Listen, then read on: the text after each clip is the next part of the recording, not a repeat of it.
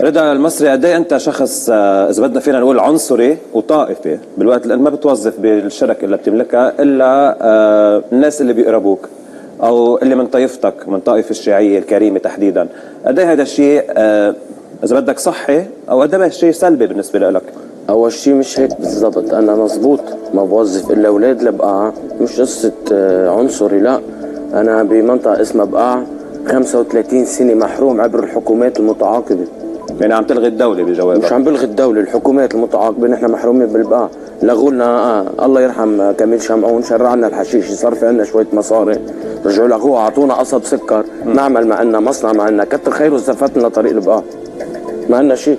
اقل شيء اذا رضا المصري معه شويه مصاري، شويه شركات، يوظف ابن البقاع، بس مش الشيعي، ابن البقاع.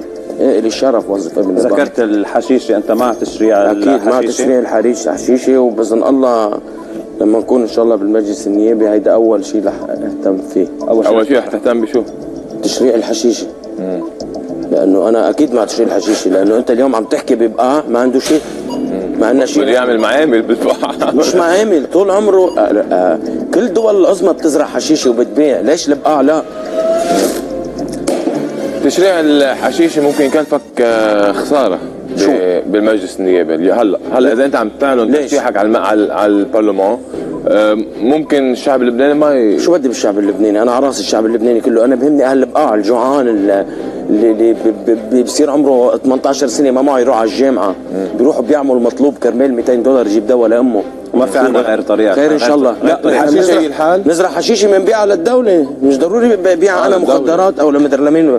تعمل بطريقه منظمه مثل الدخان، مش بيقولوا لي قصب سكر وبيضحكوا علينا.